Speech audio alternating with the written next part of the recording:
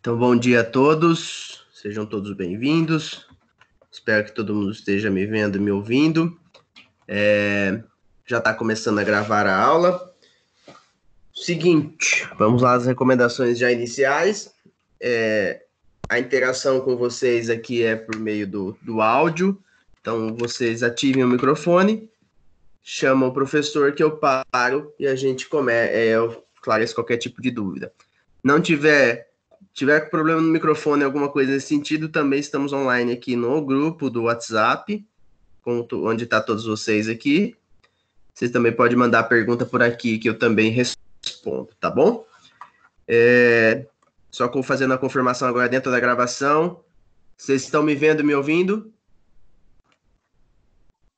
Sim. Sim. Beleza. Estão vendo os slides? Sim, os slides. Beleza. Sim. Vamos lá, então, vamos começar? Primeiro, o pessoal que eu ainda não conversei aqui, sobre o trabalho, estão conseguindo desenvolver o trabalho? Sim. Sim, tá parecendo o programa do Silvio Santos. Quer trocar uma bola pro carro? Sim! Não! Marcão, conseguiu fazer o trabalho? Tá desenvolvendo?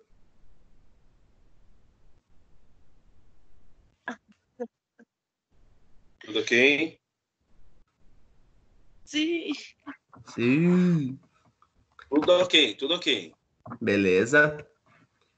O Dander, conseguiu fazer o trabalho? Sim. Sim! Dander, quer trocar o trabalho por um carro? Sim. Com certeza. Tá. Diogo, conseguiu fazer o trabalho, Diogo?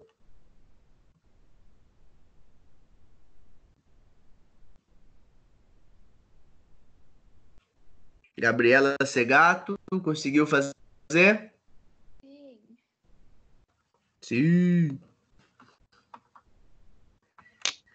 Lorena, conseguiu fazer o trabalho, Lorena? Consegui, sim. Beleza. E Mariana, tá conseguindo fazer o trabalho?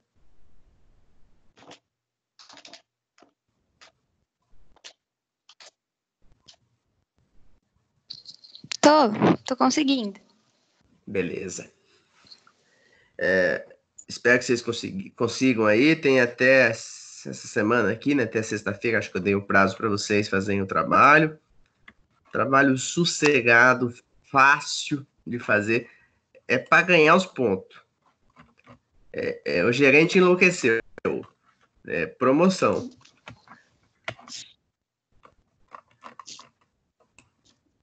Vamos lá, então. A gente vai dar continuidade na matéria de direito ambiental. Essa matéria, a gente já começa a fazer a introdução das matérias de segundo bimestre. Só lembrando vocês aqui da questão da prova, a prova está suspensa. Então, as provas que a gente teria aqui no meio de abril, elas não vão acontecer. Estamos esperando aí o que vai acontecer, inclusive, da volta das atividades acadêmicas normais e tudo mais. A informação que a gente tem é que só depois que vocês estiverem de forma presencial é que vai ser organizada essa questão de prova. Eu até estava conversando antes da gente começar aqui com a Letícia. Eu acredito aí que a questão de prova devemos ter lá para junho, talvez, ou duas provas, matérias de primeiro e segundo bimestre, ou talvez até uma adequação aí das matérias, tudo numa prova só, para que vocês façam, para que fechem o semestre. A vantagem nossa é que o nosso curso é semestral, então as matérias são por semestre, e como a gente está conseguindo caminhar com a matéria e ministrar as aulas para vocês, mesmo que de forma online aqui, então vocês não estão tendo prejuízo no conteúdo. É lógico o prejuízo natural de não ser presencial e ser por aqui, por conta de interação e tudo mais, mas são prejuízos minimizados aí pela possibilidade da gente continuar a matéria com vocês e abrir os canais de comunicação aqui, mesmo que não seja de forma presencial. Voltando à parte presencial, quando voltar, aí a gente vai ter algumas atividades, talvez até atividades práticas aí que a gente possa fazer em sala de aula. Mas, por enquanto, a gente vai caminhar aqui com a matéria e trabalhando com vocês com isso, tá? Então, vocês estão com o trabalho para entregar essa semana, para completar a nota de primeiro bimestre e já começar a contabilizar depois já as notas de segundo bimestre. Então, não deixem de fazer os trabalhos, nem de acessar as atividades. Vocês estão acessando o AVA e fazendo as atividades que estão lá? Sim. Sim. Sim, estão conseguindo? Estou. Tá. Como essa matéria Sim. como essa matéria aqui é AMI, a gente não sabe ainda como vai ficar a situação das provas, porque em tese seria o primeiro bimestre prova do professor, segundo bimestre prova da instituição. Como a gente não sabe exatamente como vai ficar essa questão dessas provas, então nós estamos aguardando também se vocês vão fazer só a prova do sistema ou se vocês vão ter também a prova do professor e a prova do sistema.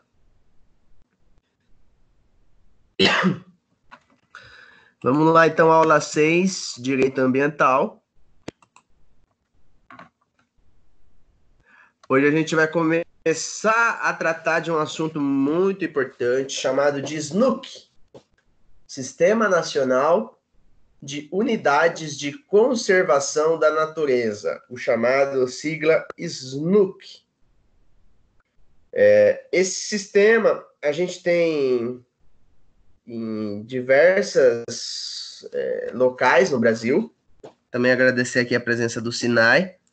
Ele já mandou mensagem aqui no WhatsApp. Acho que ele não está conseguindo mandar mensagem pela plataforma, mas seja bem-vindo também, Sinai. O SNUC, esse Sistema Nacional de Unidades de Conservação de Natureza, a gente tem em vários cantos do Brasil. São diversos tipos de unidades de conservação. Elas são legitimadas pela própria lei. Então, vocês vão ver aqui diversos grupos e tipos diferentes de unidades de conservação que são regidas por uma lei maior. Então, a lei define aí como unidade de conservação e estabelece alguns critérios para elas. Então, estabeleceu critérios e normas para a criação, implantação e gestão das unidades de conservação. Disciplina o dispositivo constitucional citado ao tratar de espaços territoriais especialmente protegidos em sentido estrito. A lei, então, quando foi criada, ela definiu como unidades de conservação o espaço territorial e seus recursos ambientais, incluindo as águas jurisdicionais, com características naturais relevantes, legalmente instituído pelo poder público, com objetivos de conservação e limites definidos sob regime especial de administração, no qual se aplicam garantias adequadas de proteção. Então, o que a lei fez?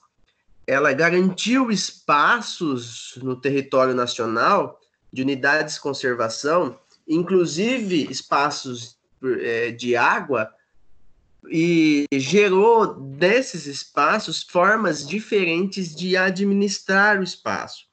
Então, tem locais que virou parques nacionais, teve locais que são estações ambientais, enfim, a gente tem um leque de opções de normativas que vão sendo chamadas determinados espaços, onde possibilitam desenvolvimento de pesquisa, possibilitam acesso ao público, mas sempre com o intuito da preservação ambiental.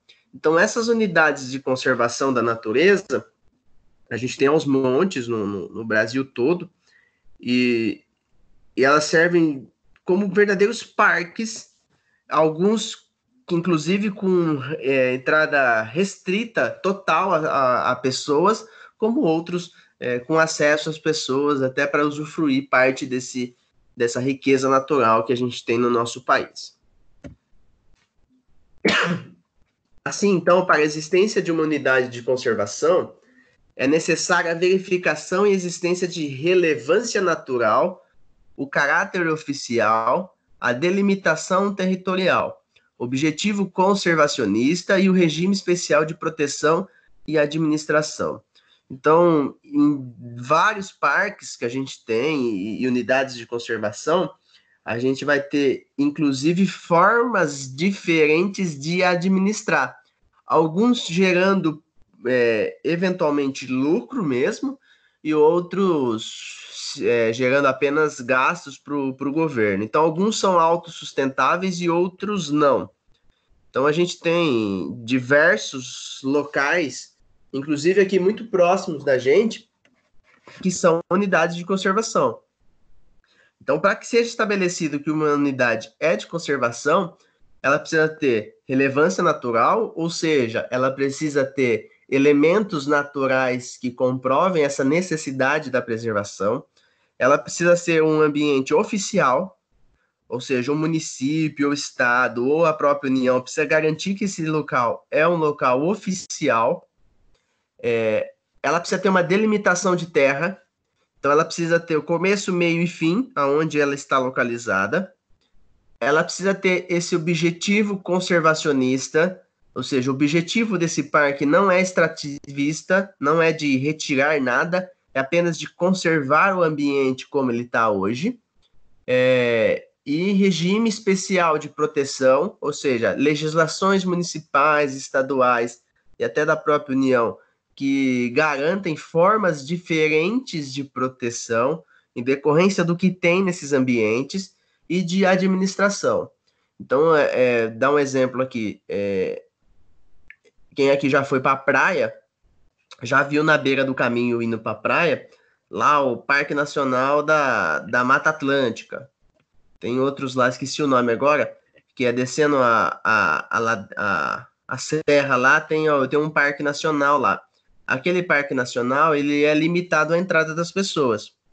Ou seja, ela tem relevância natural, porque está tratando assim da natureza, tem caráter oficial, tem limite, ela tem começo, meio e fim, ela tem objetivo ali de conservar, inclusive ela faz uma atividade muito importante no nosso estado, a Serra do Mar, porque a Serra do Mar ela consegue controlar as chuvas que vêm do litoral. Por conta dessa situação, inclusive, é que a gente tem um litoral abundante, um litoral sustentável no caráter ambiental e uma regularidade de chuvas no interior do estado. Coisas que não acontecem, por exemplo, em outros locais do próprio Brasil.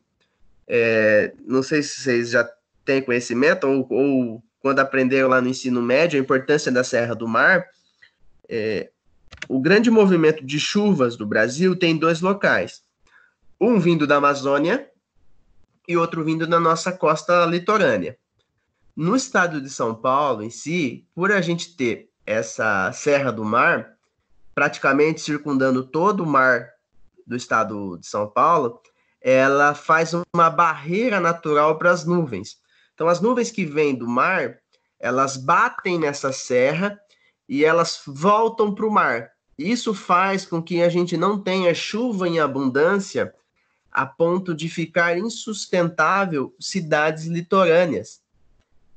Isso acontece no estado de São Paulo. E por conta disso, São Paulo, a cidade de São Paulo, é conhecida como Terra da Garoa, justamente por conta da Serra do Mar, pois só vai ultrapassar a Serra do Mar nuvens mais altas, que diante dela está numa altitude maior, possibilitam ela entrar dentro do estado, ela passa por cima da Serra do Mar e perde velocidade parando em cima de São Paulo.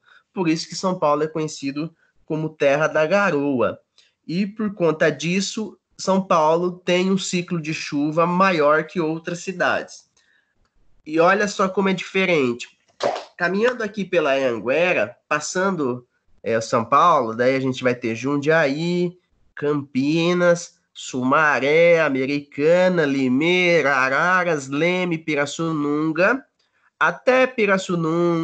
até Santa Rita do Passa Quatro. Chegando em Porto Ferreira, a gente ainda sofre reflexos dessas chuvas que acontecem na cidade de São Paulo e vêm das nuvens do mar. A partir dali, o estado de São Paulo ele começa a ser um estado muito mais seco. Por quê? Porque a partir dali, essas nuvens já não chegam mais. E o regime de chuvas de Ribeirão Preto, São José do Rio Preto, Barretos, e vai aprofundando mais para dentro do estado, Araçatuba, mais para o fim do estado, dependem quase que exclusivamente do regime de chuva que vem da Amazônia. Por conta disso, por ser o final da linha das nuvens que vêm da Amazônia, são locais que são mais secos. Por conta disso, é muito mais calor. Não sei se vocês já tiveram a oportunidade de estar nessas cidades, onde o clima é muito mais seco e existe um regime de chuva muito mais limitado. Isso é uma questão natural. Então, percebo que determinados locais de unidades de conservação, elas são fundamentais, inclusive, para a gente manter a temperatura e o clima que a gente tem no nosso estado e no Brasil. Entenderam essa situação?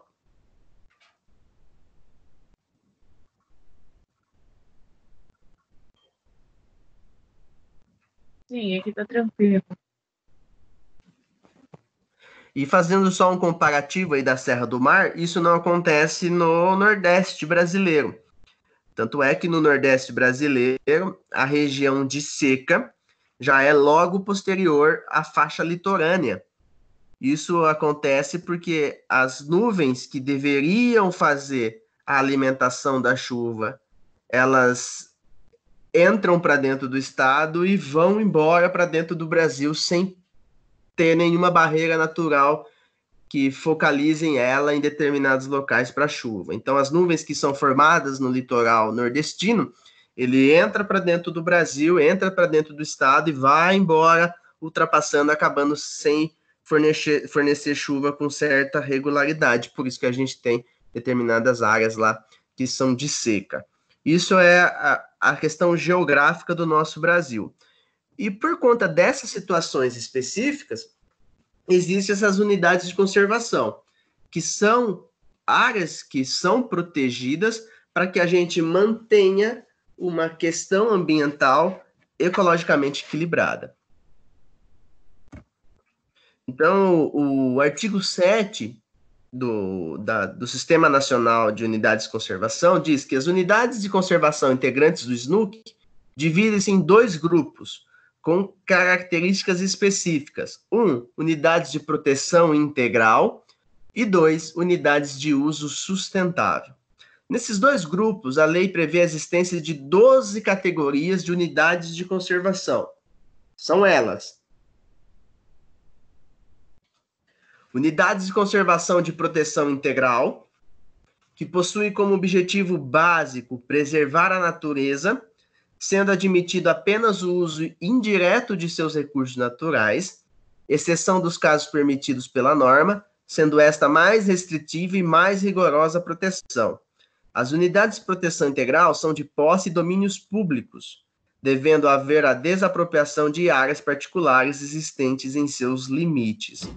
Então, as áreas de proteção integral, o próprio nome já traz a importância de se preservá-las, porque elas têm justamente essa proteção ampla e maciça. A proteção é muito mais rigorosa e muito mais restritiva a qualquer tipo de atividade econômica que utilize essas áreas de proteção integral. Então, inclusive, se você for limítrofe dessas áreas, você pode sofrer algumas condicionantes de ter desapropriado sua área para justamente garantir a preservação integral desses ambientes. Então, a gente vai ter estação ecológica. Então, anota que isso aí costuma despencar nas provas. Estação ecológica. Objetiva a preservação da natureza e a realização de pesquisas científicas, que podem ser feitas no interior da unidade, desde que haja autorização prévia do órgão responsável por sua administração e em obediência às restrições estabelecidas e previstas em regulamento. A visitação pública é permitida quando possuir objeto educacional, em atenção ao plano de manejo ou regulamento específico da unidade de conservação. As intervenções a serem casadas por essas atividades permitidas são restritas, conforme dispõe o parágrafo 4º do artigo 9º da Lei 9.985 de 2000. Estação ecológica, então, ela tem um caráter educacional. Ela permite a entrada de pessoas, desde que tenha fundo exclusivamente educacional.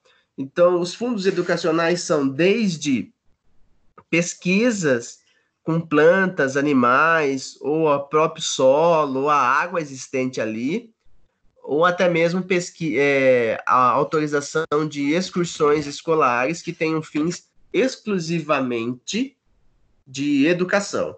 Então, as estações ecológicas não são abertas à visitação pública aleatória. Então, você lá não vai chegar lá e vai conseguir entrar numa estação ecológica. Você só vai conseguir se você comprovar essa finalidade educacional. E quem vai controlar isso? A própria administração do local. A gente vai ter unidades de conservação que são municipais, unidades de conservação que são estaduais e unidades de conservação que são nacionais. Então, de acordo com quem faz a administração desses ambientes, é que a gente vai ter funcionários específicos nessas áreas. Então, se tiver vinculada a federal, é um funcionário federal, a estadual, um funcionário estadual ou um funcionário municipal. Essas são as estações ecológicas. A gente não tem muitas estações ecológicas no Brasil, assim, aleatório, inclusive perto da nossa região, eu não me recordo de nenhuma estação ecológica, de fato. A gente tem outras unidades de conservação, mas elas existem, então, em diversos pontos do Brasil, principalmente rodeando a floresta amazônica, que é um grande polo educacional para fins ambientais, que vem muitos pesquisadores do mundo inteiro pesquisar as plantas, os animais, os regimes de chuva, o solo, enfim, o que está relacionado diretamente à floresta amazônica, onde a gente tem diversas áreas lá que são estações ecológicas. Entender as estações ecológicas? Sim.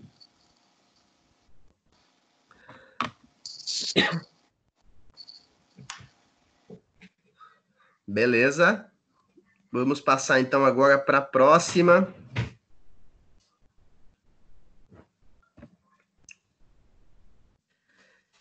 Reserva biológica. A outra unidade de conservação, a reserva biológica.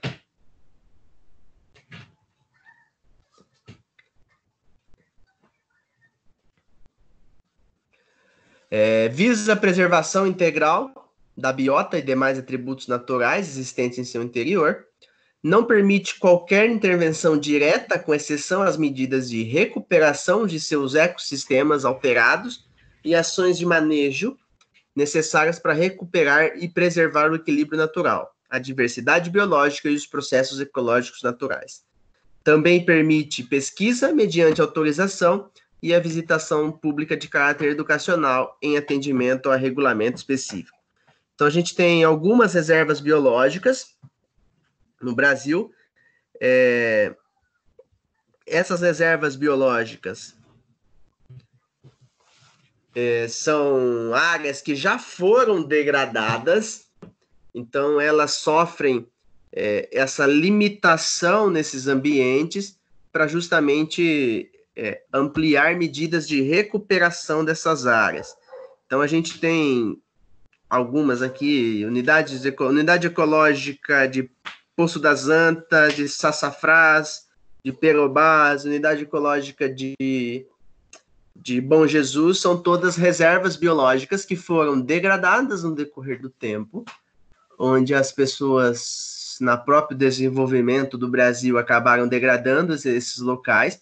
Elas possuem grande relevância no ecossistema, seja por conta dos animais ali existentes, por conta da biodiversidade de plantas, do próprio solo. Então, eles foram alterados no decorrer do tempo e elas são limitadas para que se faça uma recuperação e se volte a ter um equilíbrio natural dessas áreas.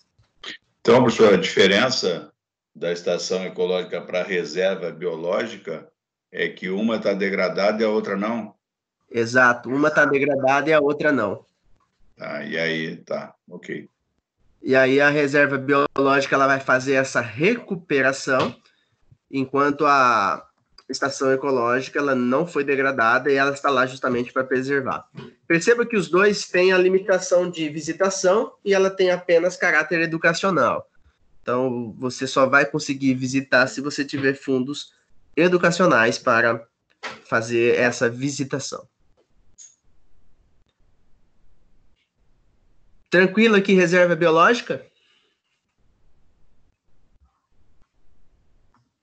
Sim. Tranquilos. Beleza. Vamos para o próximo, que são os parques nacionais.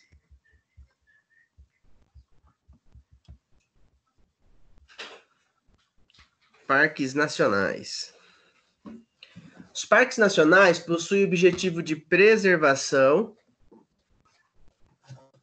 de ecossistemas naturais de grande relevância ecológica e beleza cênica. Permite pesquisas científicas, desde autorizadas, atividades de educação e interpretação ambiental, turismo ecológico e recreação, tudo com obediência ao regulamento próprio. Então, os parques nacionais, eles são mais abertos, eles possibilitam que as pessoas entrem para fins de turismo e para fins de recreação. Então, a maior quantidade que a gente tem no Brasil, inclusive, são de parques nacionais. Temos diversos, Parque Nacional da Chapada Diamantina, o Fernando de Noronha também é um parque nacional, Parque Nacional da Chapada dos Guimarães, do Monte Roraima, são todos parques nacionais. O que eles têm de comum? Uma grande riqueza natural, elas têm uma grande relevância natural, esses ambientes, e principalmente uma grande beleza cênica. Ou seja, existem montanhas que são muito bonitas, árvores que são muito bonitas, as paisagens são muito bonitas, por isso que existe a autorização desse turismo ecológico.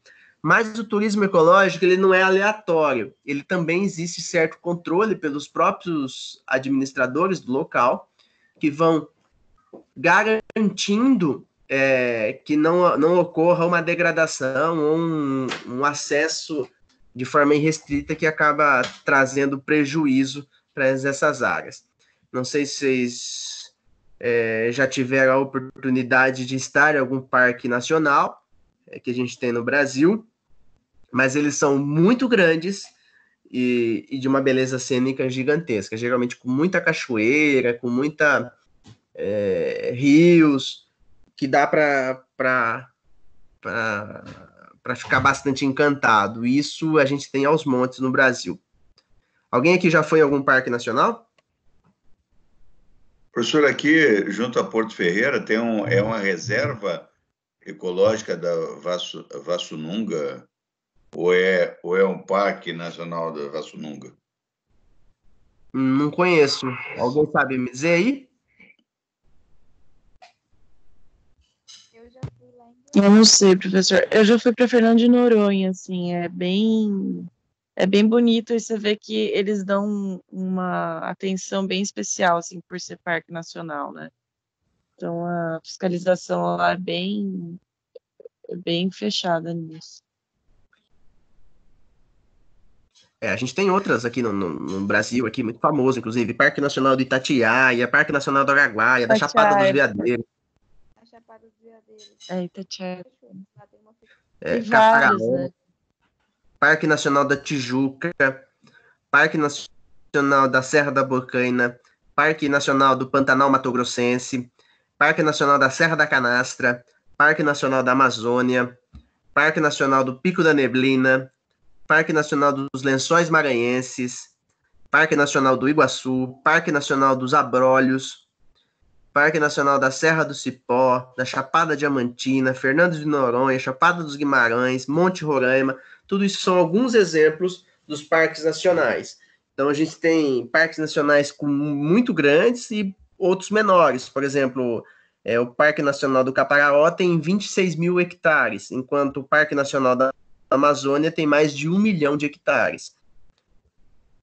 Dos Lençóis Maranhenses, 155 mil hectares. Então, eles vão sendo divididos e garantindo justamente esse turismo ecológico, esse turismo de recreação, mas sempre com olho na preservação do meio ambiente. Então, entre ter mais turistas e ter a preservação do meio ambiente, vai prevalecer sempre a preservação do meio ambiente em contraponto ao próprio turismo ecológico. Entenderam os parques nacionais? E a diferença deles com reserva biológica e com a estação ecológica?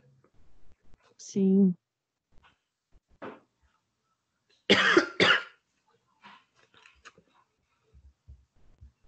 Muito bem. Próximo. Monumento natural. Monumento natural objetiva a preservação de sítios naturais raros ou de grande beleza cênica e permite visitação pública.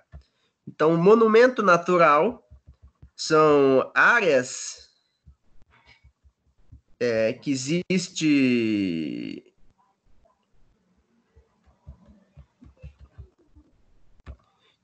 a preservação desse local, seja por conta da visualização de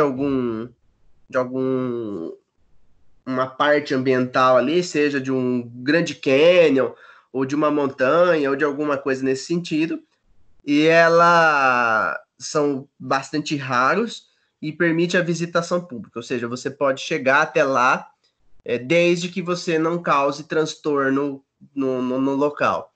Um exemplo de monumento natural que a gente tem aqui, muito próximo, inclusive, é a de Analândia. Eu esqueci como é que chama aquele morro que tem em Analândia, que é o cartão postal da cidade, inclusive, que ele é tido como um monumento natural. Morro do Cuscuzeiro, lembrei.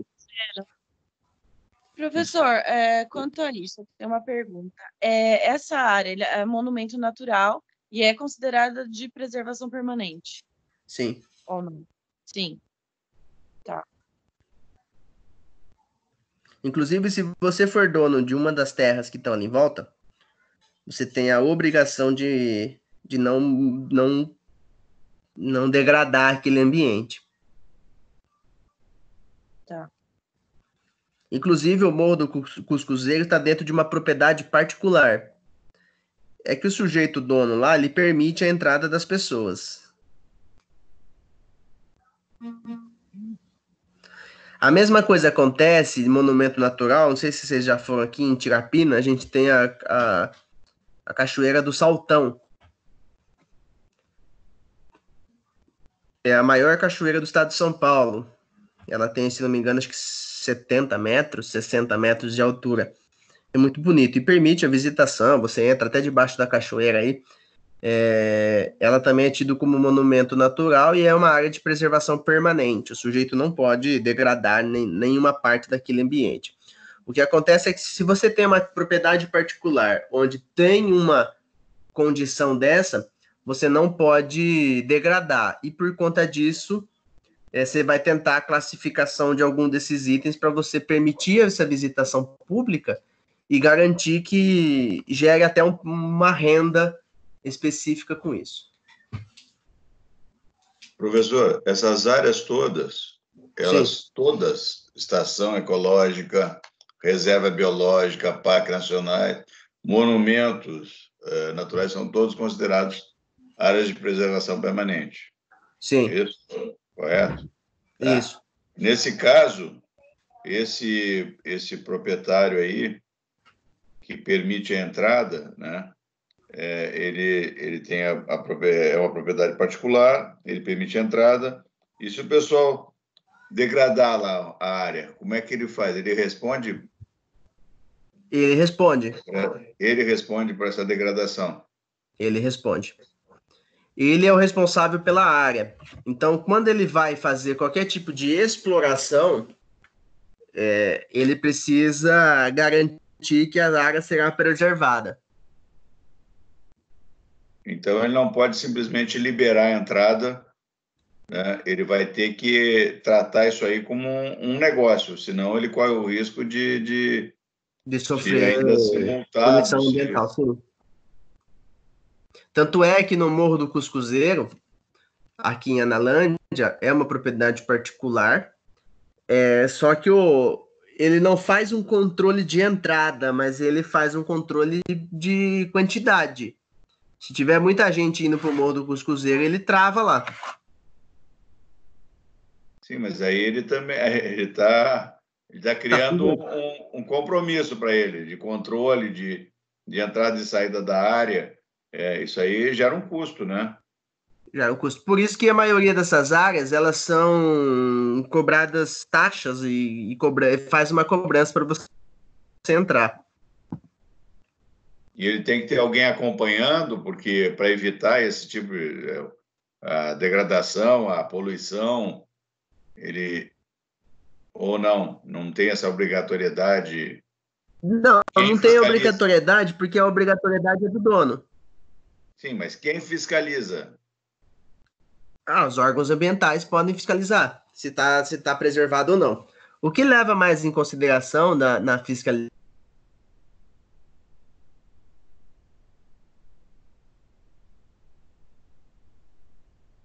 Estou sem som aqui.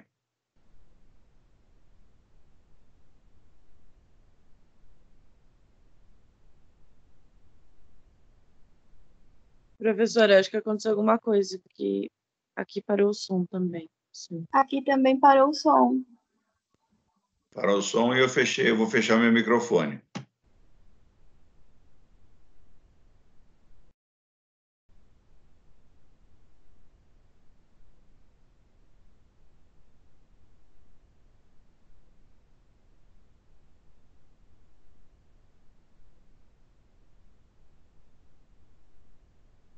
Parou por aqui também.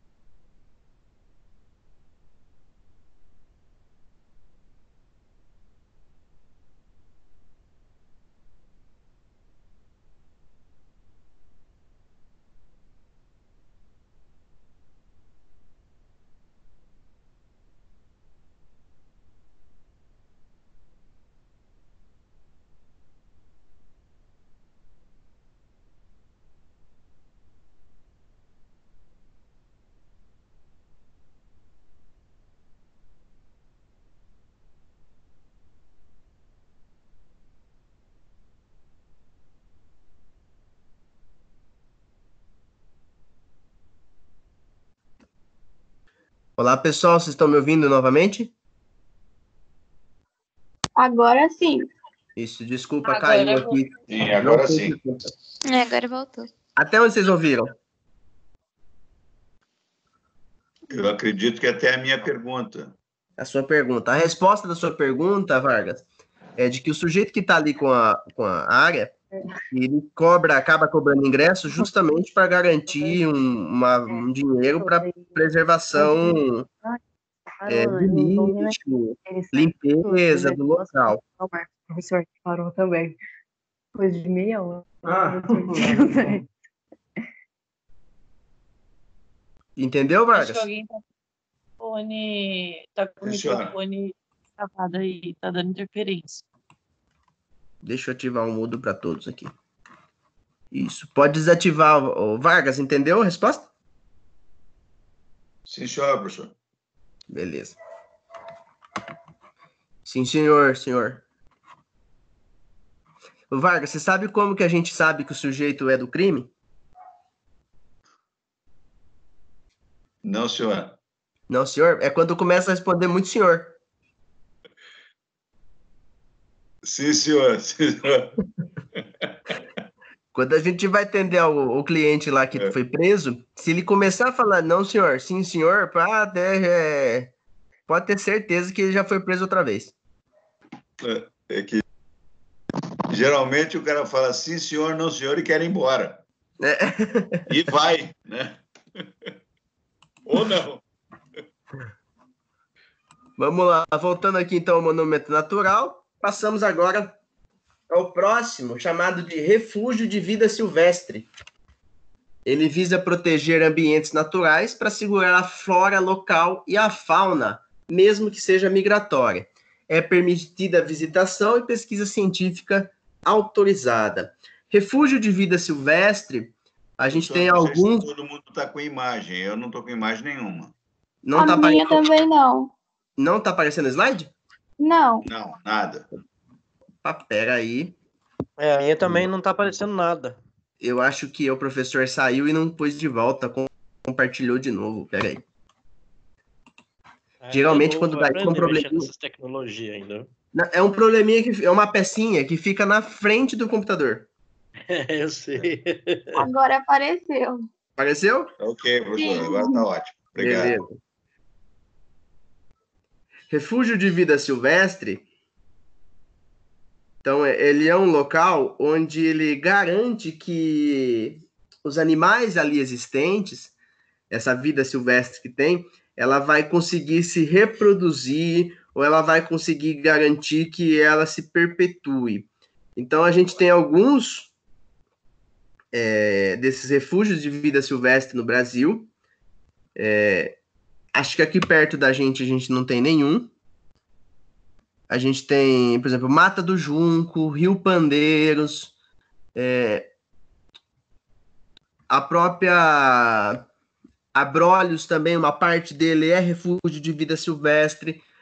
Então, são áreas onde se preserva para garantir que a flora local e a fauna, ou seja, a vegetação e os animais, possam se reproduzir com tranquilidade e garantir uma perpetuação da espécie. Mesmo que a fauna, por exemplo, seja migratória. Então, tem diversos locais no Brasil que são áreas de refúgio de vida silvestre, inclusive dentro do mar. Então, são áreas, às vezes, onde passam muitas baleias, golfinhos, onde é delimitada uma determinada área, onde é proibida a pesca, qualquer tipo de caça, justamente para garantir esse refúgio da vida silvestre, onde ele vai ser protegido e garantido que ninguém vai ingressar naquela área para degradá-la. A gente tem aqui em Araras uma fazenda... Oi? Abrolhos está nesse conceito? Ou ele uma parte de Abrolhos é. Ah, tá, ok. Então ele não precisa ser exclusivo de um só, não. Ela pode ser 2, 3, não tem problema. Ok. A gente tem aqui em Araras uma fazenda, não sei se vocês já viram ou já vieram aqui na cidade. A gente tem o Lago Municipal, onde tem as araras ali que são de recuperação de aves silvestres. O que é aquilo ali? Aquilo ali, que fica bem no centro da cidade, tem diversas araras ali, e tucanos e animais, são aves, é um ambiente de proteção e recuperação de aves silvestres. Então, ali vai ter diversas aves que foram apreendidas no tráfico de animais. Então, são araras, tucanos, alguns tipos de aves muito exóticas que são apreendidas em operações policiais da Polícia Ambiental contra o tráfico de animais. Eles são enviados para ali. Ali eles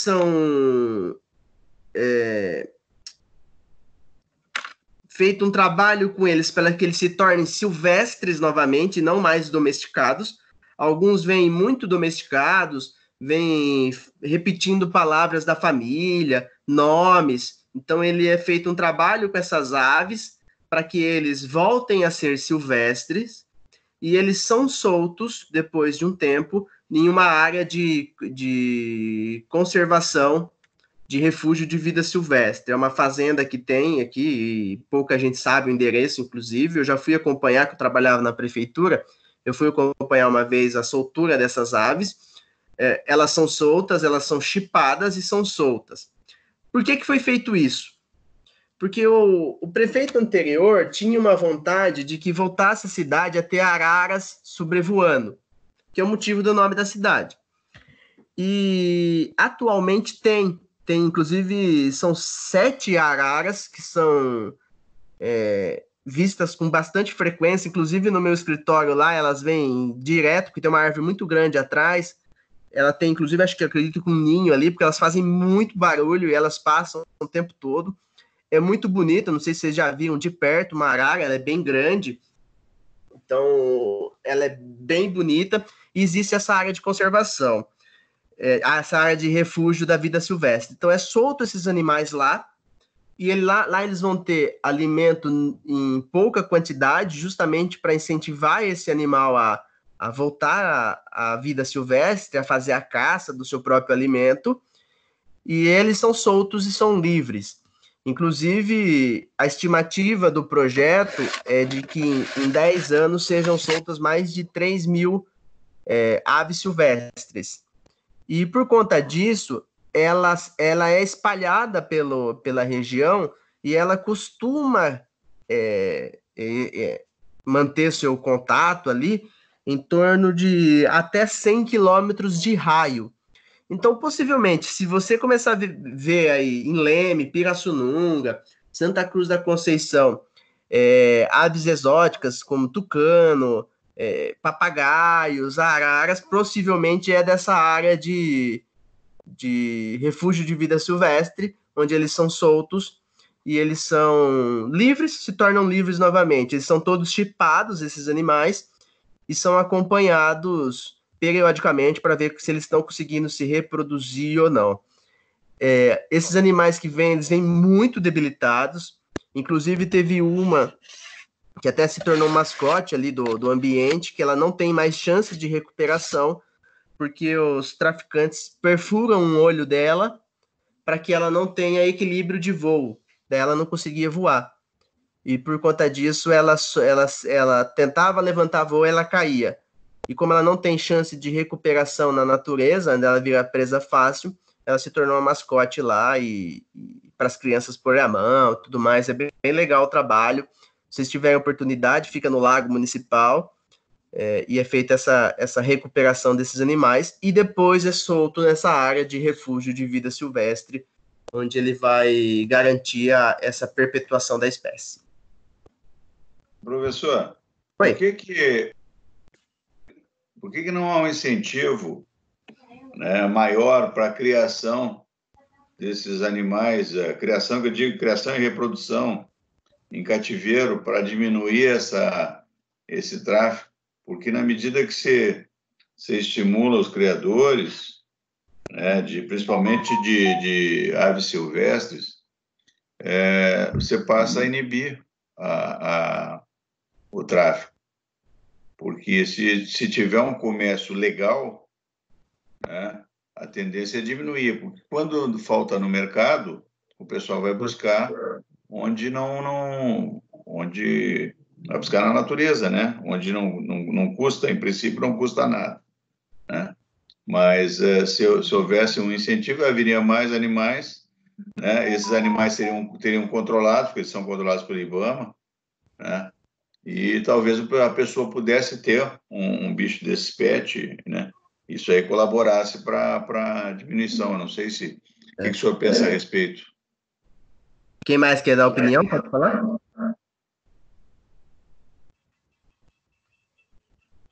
Ninguém?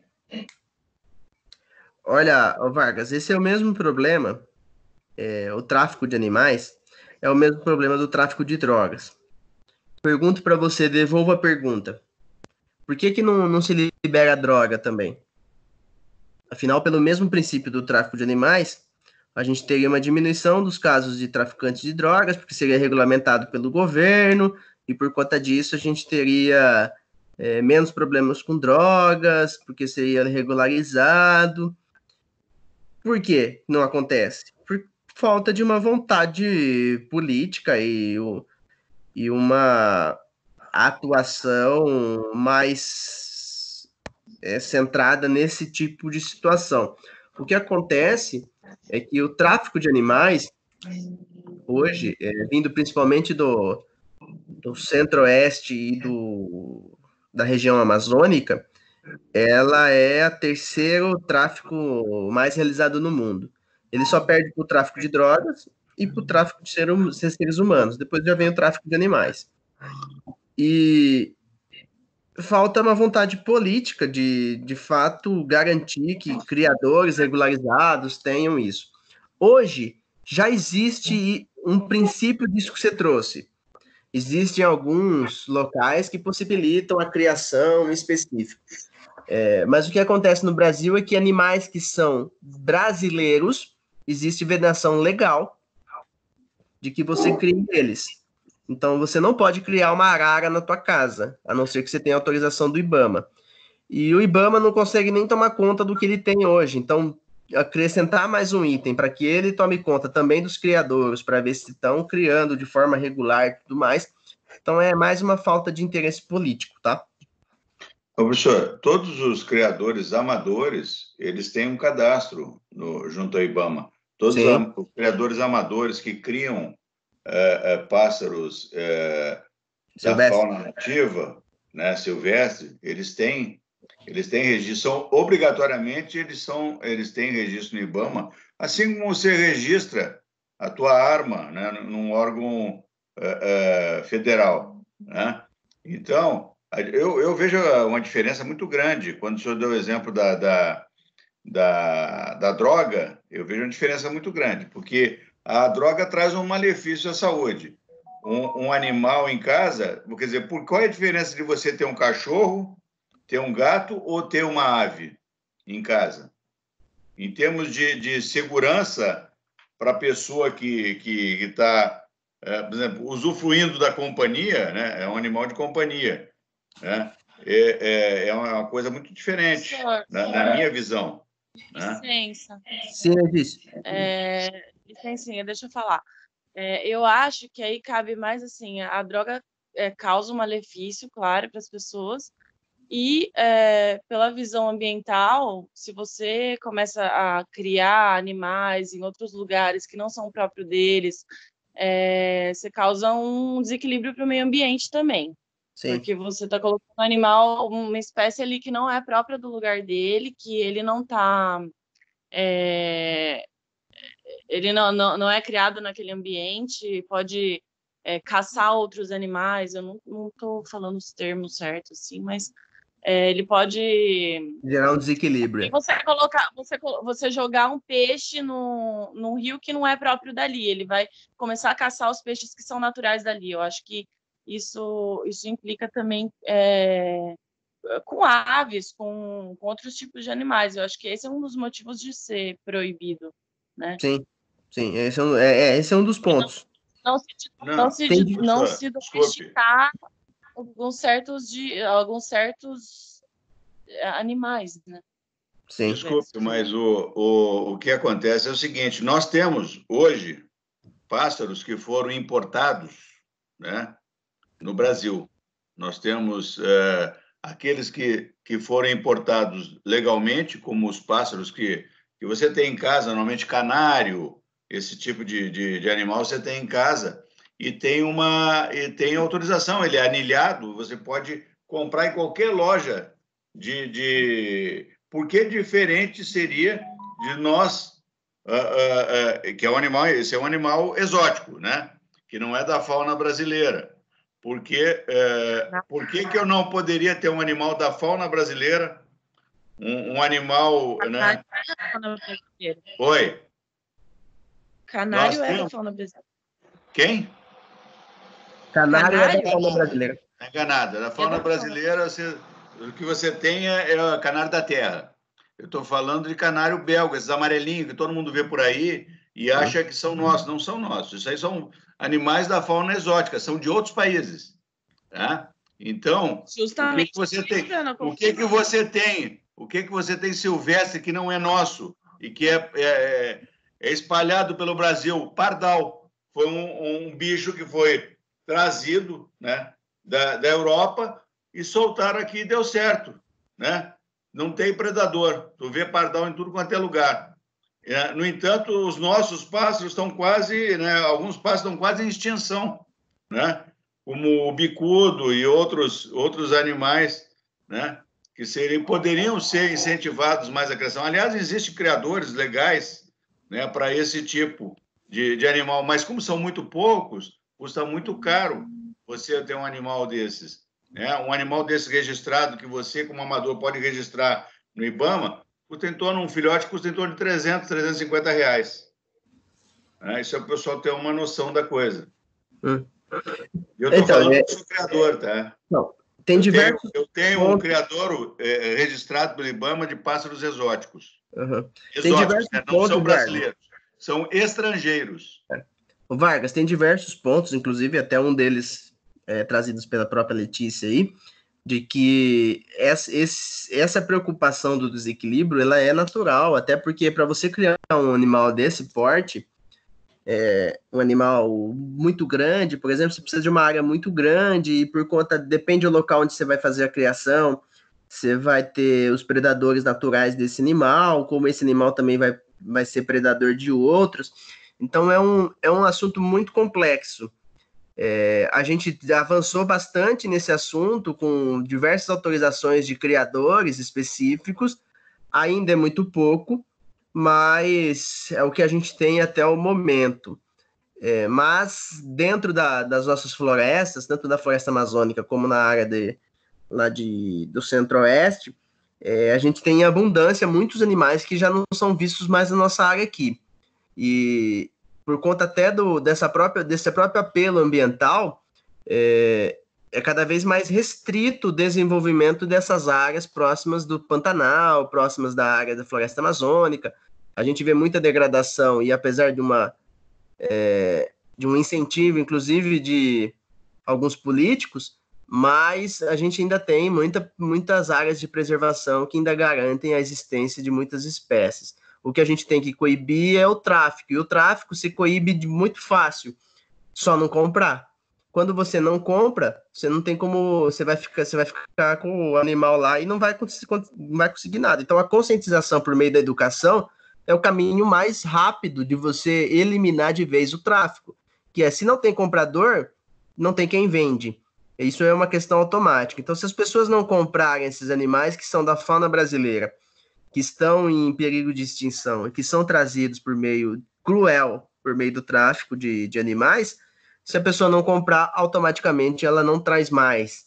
Então é uma faca de várias pontas ali, que precisa todo mundo atuar no mesmo sentido, que não adianta você só ter criadores particulares, que o tráfico vai continuar, justamente porque um criador particular ele cobra aí R$400 e o sujeito cobra 100 para trazer um ilegal.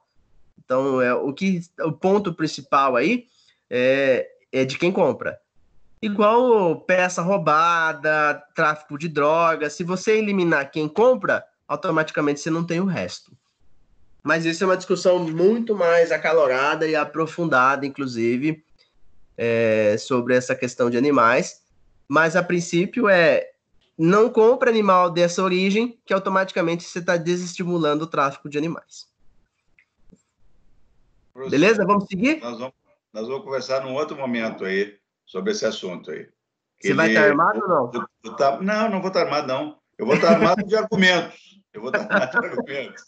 Tô brincando. Vamos lá. Unidades de conservação de uso... Meus argumentos são mortíferos, mas tudo bem. Unidades de conservação de uso sustentável. Devem compatibilizar a conservação da natureza com o uso sustentável de parcela dos seus recursos naturais. No grupo das unidades de conservação de uso sustentável, existe o caráter de proteção mas em grau muito menos restritivo do que o grupo anterior. Então, nas unidades de conservação de uso sustentável, a gente vai ter diversas áreas, com exceção da unidade Monumento Natural e Refúgio de Vida Silvestre, que admitem a existência de áreas particulares, desde que haja compatibilidade entre seus objetivos e o uso da propriedade dos recursos naturais do local, a Floresta Nacional e a Reserva de Fauna também devem ser de posse de domínio público e, portanto, impõe a desapropriação das áreas privadas por elas abrangidas. Então, a gente só vai ter particular atuando quando a gente tiver monumento natural e refúgio de vida silvestre. Todas as outras são áreas do próprio governo, seja municipal, estadual ou federal. Nas unidades de conservação de uso sustentável, a gente vai ter área de proteção ambiental, as chamadas APA. É uma área, em geral, extensa, com um certo grau de ocupação humana, dotada de atributos abióticos, bióticos, estéticos ou culturais, especialmente importantes para a qualidade de vida e bem-estar da população humana. Objetiva a proteção da diversidade biológica, disciplinar o processo de ocupação e assegurar a sustentabilidade dos usos dos recursos naturais. Então, as áreas de proteção ambiental, a APA, geralmente a gente já vai ter uma atividade humana ali perto. Às vezes, inclusive, até uma ocupação humana. Então, o que acontece? Eu tenho uma área de proteção ambiental extensa, onde eu já tive a degradação por meio do ser humano, onde ele já ocupou parte dessa área. Então, eu pego uma outra parte, transformo ela em área de preservação permanente, aí não consigo devastar mais. E nessa área geral de proteção ambiental, eu vou fazendo trabalhos para que eu tenha uma visão de proteção da diversidade ali existente e vou disciplinando essa ocupação. Ou seja, olha, não pode ocupar para esse lado, mas eu garanto a ocupação do outro lado. E vou fazendo esse uso sustentável do recurso natural para preservar essa área ambiental. Então, essas áreas de proteção ambiental, elas visam esse desenvolvimento sustentável. Então, a gente tem algumas áreas, inclusive no Brasil, são bastante comuns. As APAs, no estado de São Paulo, são diversas. Vou dar alguns exemplos aqui no estado de São Paulo. Capivari monos, Boré colônia, Capivari monos eu já falei. Alguns parques naturais a gente tem também. Não sei aqui se alguém já foi lá em Brotas, onde tem a fazenda lá da Areia que Canta, também é uma área de proteção ambiental. Enfim, a gente tem diversas áreas que são parques naturais que vão garantindo a preservação da espécie, mesmo com a ocupação humana. Por exemplo, ali em Águas da Prata, a gente tem também essa área de proteção ambiental, onde tem ali aqueles... Não sei se vocês já foram para Águas da Prata, o pessoal para muito ali nas barraquinhas, tudo ali é uma área de proteção ambiental, inclusive tem bastante macaco ali. Então, ela faz essa ocupação, mas assegura também a sustentabilidade desses recursos naturais. Entenderam a área de proteção ambiental? Professor, com relação à área de proteção ambiental, quando eu destino uma área para fazer uma reserva de proteção permanente, né? Eu posso, essa área de proteção permanente, ela pode se tornar uma área legal, uma reserva legal. Eu posso dizer, isso aqui vai ser uma reserva legal, demarco a área e torno uma área de preservação permanente? Vou dar um exemplo parecido com isso. Ali em São João da Boa Vista, na beira da pista, tem uma fazendeira que é suíça, que ela fez parecido com isso. O que ela fez? Ela pegou uma área totalmente degradada da fazenda dela e ela fez a recuperação em 30 anos. Faz 40 que ela está no Brasil, e ela já, em 30 anos, ela recuperou 70% da área devastada que era da fazenda que ela mesma comprou. Ali se tornou uma área de preservação ambiental, porque existe uma grande biodiversidade ali, e é uma área particular, então ela utiliza de meio sustentável dessa área, e consegue preservar o meio ambiente. Ali é uma área particular, então, mas ela tem a legislação específica ali da própria cidade que garante que ali é uma área de preservação ambiental, que mesmo que venha outro dono, ou aconteça alguma coisa ali no terreno, o novo dono não vai conseguir alterar essa situação legal que existe ali já. Então, como que ela faz o desenvolvimento sustentável de lá?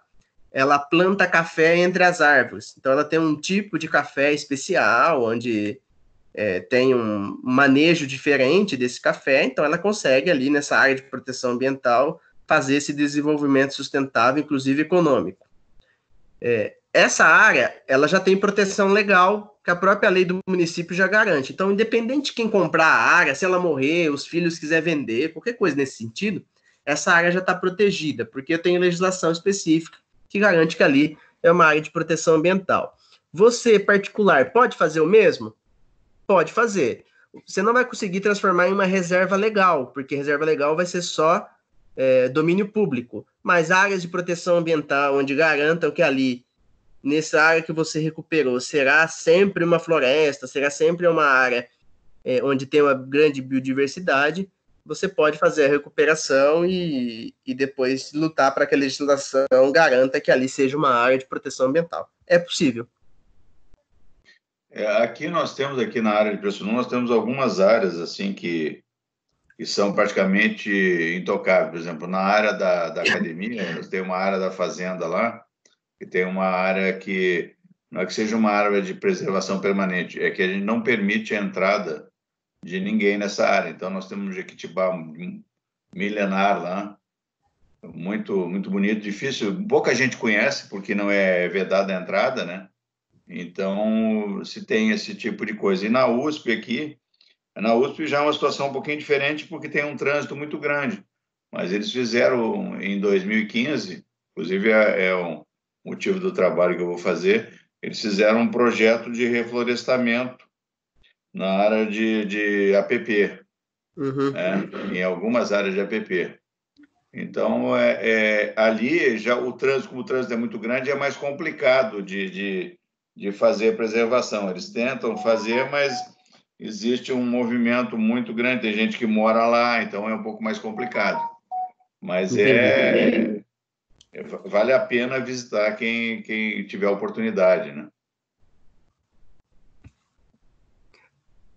Posso seguir, pessoal?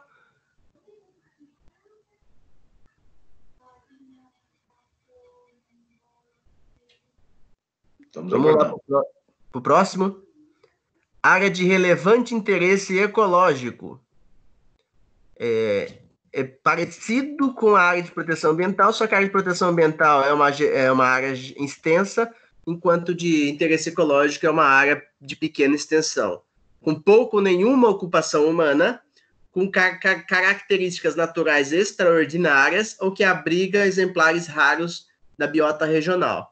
O objetivo é manter os ecossistemas naturais em harmonia com possíveis usos para fim de conservação da natureza. Então, essas áreas de relevante interesse ecológico são áreas pequenas, que a gente tem muito próximas, inclusive, dos municípios, geralmente constantes com nascentes ou algo desse sentido, onde são preservadas, não tem ocupação humana, ou praticamente nenhuma ocupação humana, e visa justamente manter esse ecossistema para que não tenha uma degradação e atinja outros ecossistemas maiores.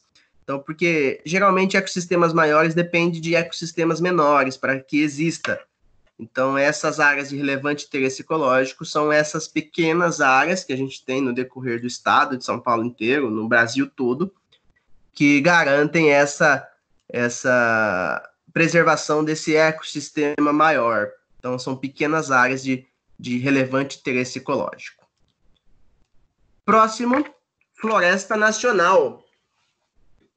Floresta Nacional é uma área com cobertura florestal de espécies predominantemente nativas e tem como objetivo básico o uso múltiplo sustentável dos recursos florestais e a pesquisa científica, com ênfase em métodos para exploração sustentável de florestas nativas. A lei permite nessa unidade a permanência de populações tradicionais já pré-existentes. Então, a gente tem algumas florestas nacionais, que são áreas de cobertura florestal, ou seja, áreas de cobertura de árvores e vegetação, e ela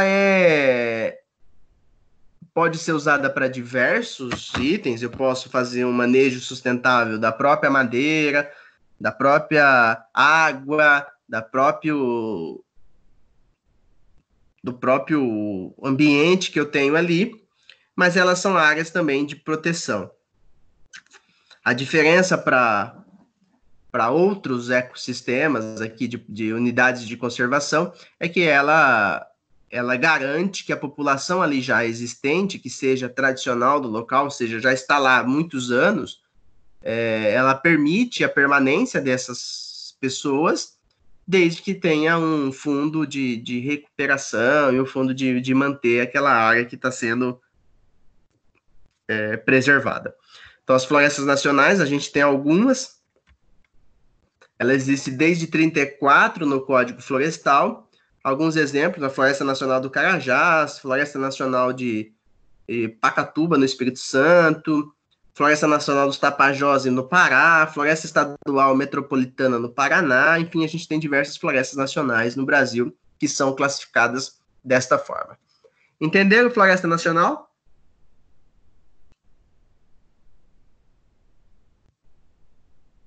Sim, professor. O senhor falou que ela vem de longa data no Código Florestal, deve ter feito parte do Código Florestal de 67, e do novo, ele permaneceu com o mesmo conceito, permaneceu da mesma forma? Sim, permaneceu do mesmo jeito, é o mesmo conceito desde 1934.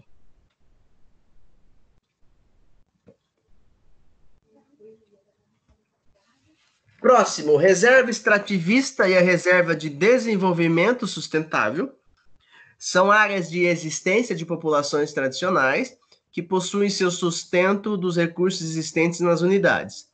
Ambas possuem o objetivo de preservar a natureza, permitindo a manutenção das populações dos locais, protegendo o meio de vida e cultura.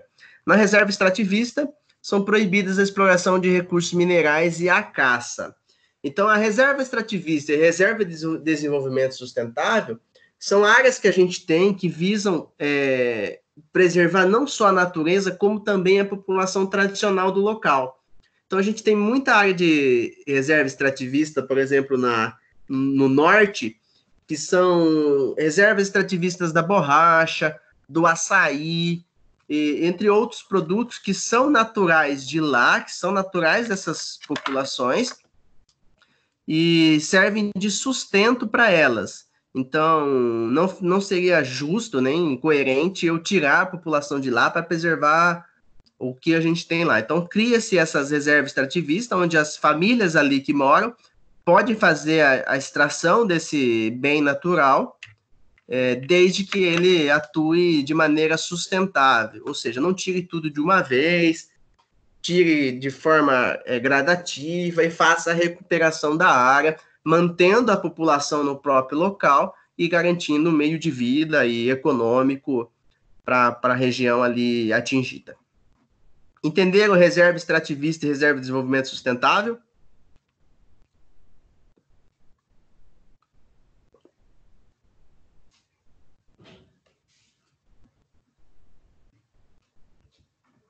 Estão me ouvindo, pessoal? Sim, professor. Nós podemos ter isso aí numa área indígena?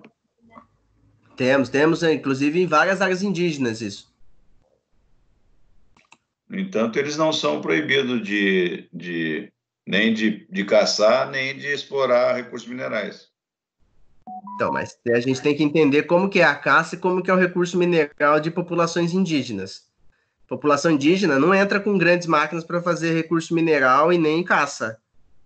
São caças sistêmicas e tradicionais do ambiente em que eles vivem, e são muito poucos perto do montante de eu entrar lá com grandes máquinas e para fazer recurso mineral, para buscar recurso mineral. Então, essa é a diferença. Então, como são grupos tradicionais que moram ali, eles caçam apenas para subsistência. O que é proibido é a caça indiscriminada. O próximo, reserva de fauna. Objetivo é estudo sobre o manejo econômico sustentável de recursos faunísticos e pode ser instituído em área natural, com populações animais e espécies nativas. Nessa unidade, a lei veda o exercício da caça. Na reserva de fauna, aí não pode nenhum tipo de caça. Nem a sistêmica ali da população e nem as maiores. A reserva de fauna, ela garante justamente um manejo sustentável dos animais. Então, às vezes eu tenho reserva de fauna em rios, que eu preservo ali os peixes e as espécies nativas daquele local, às vezes florestas e áreas onde eu tenho uma grande concentração de animais, que eu utilizo desses animais para que eu tenha um desenvolvimento econômico. Essa reserva de fauna sempre em área natural, lógico, e com população de animal e espécie nativa. Então, eu preservo muito os animais ali existentes para que eles tenham, como se fosse um refúgio da vida silvestre. A diferença é que no refúgio da vida silvestre eu tenho um intuito muito mais de reprodução, enquanto na reserva de fauna é um intuito de manter as espécies todas no mesmo local e que elas não saiam dali.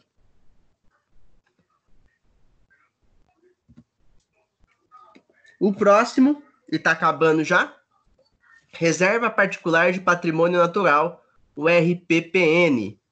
É uma área privada, gravada com perpetuidade, ou seja, de forma perpétua, com o objetivo de conservar a diversidade biológica. Mediante termo de compromisso assinado perante o órgão ambiental e a inscrição no Registro Público de Imóveis, as atividades permitidas na RPPN são a pesquisa científica e visitação para fim de turismo, recreação e educação.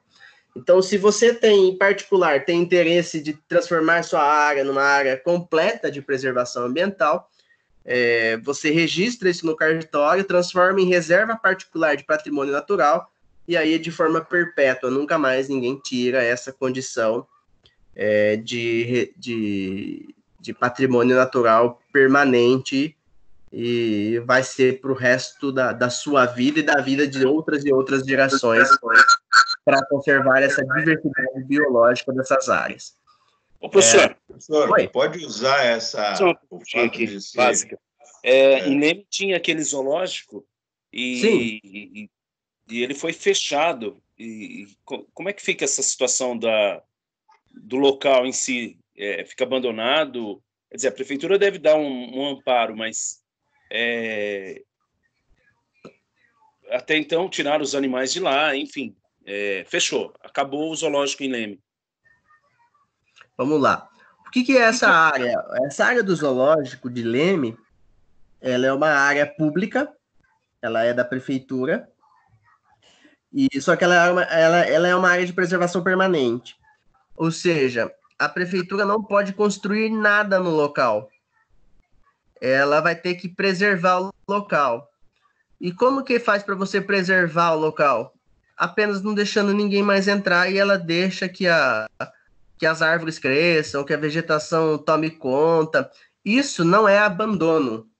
Porque a gente tem muito uma visão de abandono, porque o mato cresceu muito, porque a árvore entrou no lugar onde não era para estar, corroeu o passeio público. Isso não é abandono, isso é a natureza voltando para o seu local natural. Então, o que a prefeitura deve fazer ali, deve estar fazendo, inclusive, é não mexendo mais e deixando a própria natureza se readequar no local. Então, a retirada dos animais fez com que o local se tornasse possivelmente um parque. Acho que não deve estar autorizando a entrada de ninguém, e está deixando a própria natureza voltar ao seu status natural. Ali eles não vão poder construir nada também, e não é que vai ficar abandonado, vai ficar protegido. Entendeu, Marcão? Entendi sim, professor. Entendi. Professor, essa reserva particular de patrimônio natural, ela pode ser registrada como reserva legal? Não, você vai poder registrar como RPPN. Sim, mas tudo bem, mas e aí como é que fica? Por exemplo, eu tenho uma área e eu resolvo fazer uma reserva particular, né, dentro da minha área, não posso mexer, e ela não está dentro da reserva legal obrigatória que eu tenho que ter na minha área? Ah, não, isso você vai poder utilizar sim, eu entendi o que você quer dizer. Você vai poder utilizar como área de reserva legal se você tiver uma Para propriedade justificar maior. lá o percentual que eu tenho que deixar como reserva Sim. legal? Ah, isso você vai poder usar. O sentido dessa reserva particular de patrimônio natural é garantir para sempre que essa área vai ser preservada. E Não ela vai pode garantir ser... que vai ser preservada, mas vai garantir que a documentação toda não garanta nenhum tipo de intervenção humana ou de outros, né, nesse ambiente.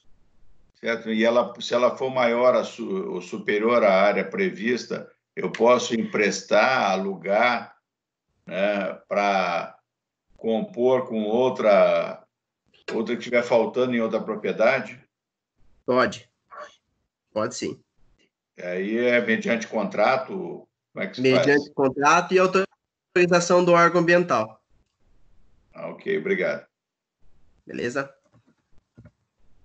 E essas são todas as áreas, além da própria área inserida dentro dos limites das unidades de conservação, a lei também preocupou-se em proteger o seu entorno, o que denominou-se zona de amortecimento, bem como a ligação com áreas de conservação, os chamados corredores ecológicos. Ambos a serem definidos no ato de criação ou posteriormente no plano de manejo, documento técnico que define o zoneamento e as normas de uso da área de recursos de manejo natural da unidade de conservação. Então, além dessas áreas de unidades de conservação que a gente viu todas elas aqui, eu também vou ter uma área em torno dessas áreas que são áreas de amortecimento. Ou seja, eu não vou ter uma floresta que acaba a árvore agora, no ponto seguinte já tem uma pista passando. Não funciona assim. Funciona que nas áreas de amortecimento eu vou diminuindo a vegetação até eu ter novamente a vida humana acontecendo de forma natural. Então essas áreas de amortecimento também são protegidas e além disso eu também vou ter alguns corredores ecológicos, que são áreas que vão ligando uma área ambiental na outra. Esses corredores ecológicos também são protegidos, para que eu não tenha uma área isolada da outra e eu esteja fazendo, por exemplo, alguma atuação com animais, eu tenho corredores ecológicos que vão garantir que esses animais percorram de uma área na outra, dentro dessa área também de preservação. Então, áreas de corredores ecológicos também fazem parte desse Sistema Nacional de Unidades de Conservação, onde vão garantir a ligação de uma área com outra. Nem sempre eu vou conseguir ter os corredores ecológicos, mas quando são possíveis, eles também são protegidos pelo Sistema Nacional de Unidades de Preservação. Entenderam, pessoal? Até aqui, tudo tranquilo? Tudo certo. Certo? Muito bem, então. Tranquilo. A gente encerra a aula por aqui. Passei para vocês todos os SNUC, todos os Sistema Nacional de Conservação da Natureza, todas as regrinhas aí especiais. Eu continuo à disposição de vocês, tanto pelo WhatsApp, hoje eu estou lá no grupo lá com vocês, como também pelo e-mail, vocês podem mandar, fica à vontade. O que a gente tinha para passar para vocês aqui hoje era isso. Espero que tenham entendido. Fiquem à vontade, estou sempre à disposição e um grande abraço a todos. Alguém tem alguma dúvida, alguma pergunta? O professor, o senhor vai ficar um minutinho. O senhor vai ficar um minutinho agora depois da aula aí para a gente tirar uma ou outra dúvida? Sim, eu fico. Eu não quero atrapalhar ninguém, não. Não. Sei, galera. Eu vou ficar aqui. Então, eu agradeço aí o Antônio, a Danda, o Diogo, o Marcelo, o Marcão, a Mariana, a Vargas e a Letícia, que acabou de sair também. Obrigado pela participação de todos. Um grande abraço. Até semana que vem, se Deus quiser. Professor. Oi. Até mais. O senhor vai postar os slides e a aula no AVA? Já tá no ar. Eu coloquei agora de manhã, Dandara. Desculpa, eu não consegui por ontem. Tá bom, obrigada. De nada. Obrigado, Antônio. Um abraço, viu? Tchau, tchau. Um abraço. Tchau, tchau, Dandara. Professor, com relação à área de APP, eu comentei com o senhor sobre uma área lá da USP, que os caras fizeram um reflorestamento numa área de APP. Eles precisaram de algum tipo de autorização, porque eu pesquisei e não encontrei, né? Se eu fosse fazer um projeto lá de reflorestamento, tivesse na aeronáutica, fosse fazer algum projeto de reflorestamento com árvores nativas, e, em princípio, não ia consultar ninguém, né? Eu pergunto o seguinte: existe alguma obrigatoriedade nisso? Por exemplo, no caso da USP, que é um órgão estadual, né? Ele tem alguma obrigatoriedade